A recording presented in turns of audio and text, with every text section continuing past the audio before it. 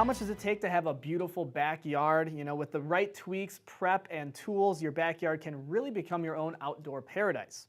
So television personality and today's homeowner host Danny Lipford is here with tips and ideas to add beauty, comfort, and functionality to your outdoor living space. So Danny, welcome in, and what are we talking about here today? Welcome in.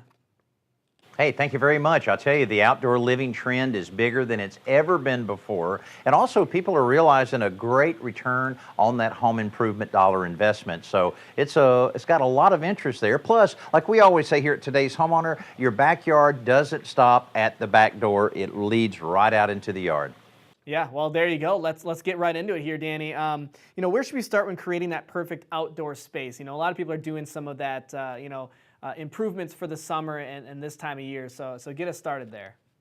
Okay, it certainly starts with the surface that you establish for your outdoor living area. I created this space a couple years ago, and I've always loved the exposed gravel type of concrete finish, and this is something that's professionally done, and you can put a sealer on it. We had a lot of rain here this morning, so it's a little bit wet, but it's nice for an area that's covered like this, as well as the adjacent area there. It just kind of all flows together really nicely. Of course, once you get that established, now if you want something a little more do-it-yourself friendly, the concrete pavers is a great way to go, because the advantage there, Eric, is you're able to create a patio. Let's say a 10 by 12 patio to get started. Well, later at any time, when the time and budget will allow, you can add to it at any point to create as large of a patio space as you want. Now, after you get that, you're going to need a place for everybody to sit and enjoy all of the outdoor grilling that you're going to do. Now, once they finish eating there, hey, they end up here on the couch, relaxing, watching a little television. And I do recommend in a scenario like this that you do have a moisture-resistant television,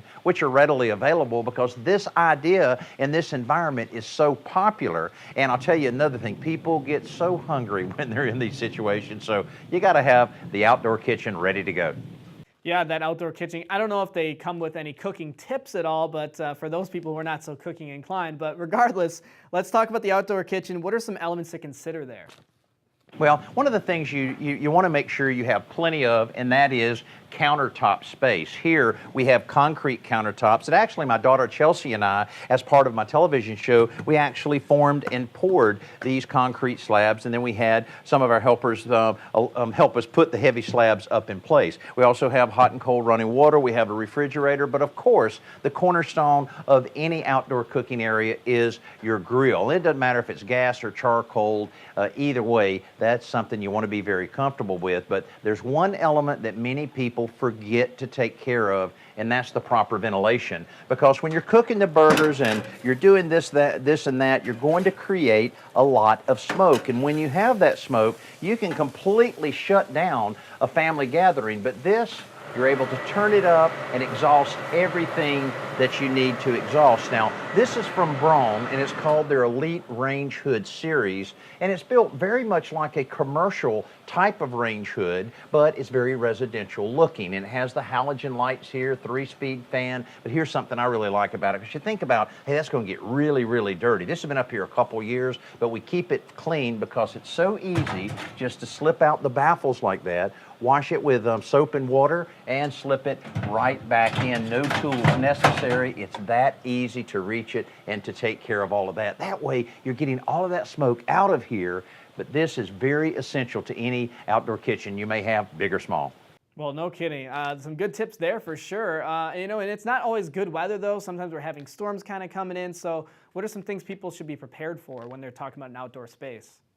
Oh boy, the summer storms are unbelievable. Matter of fact, about an hour ago, we had a heck of a thunderstorm run through. Fortunately, we didn't lose power, but so often a storm like that with strong winds will knock down a limb, it'll hit a power line or a transformer, and all of a sudden your neighborhood is without power. Now, if you were having a family gathering, that would be a catastrophe. Or if you're just living in your home, taking it easy, having no lights, no electricity, is a pretty serious thing. So having a portable generator, especially like this one from Champion, that has propane and gas that you're available to use. It's a dual fuel system that you'll be able to power. And a unit like this, of course, there's all different sizes, but one like this can take care of a couple lights, your refrigerator, your freezer, maybe that coffee pot is an essential part of your life.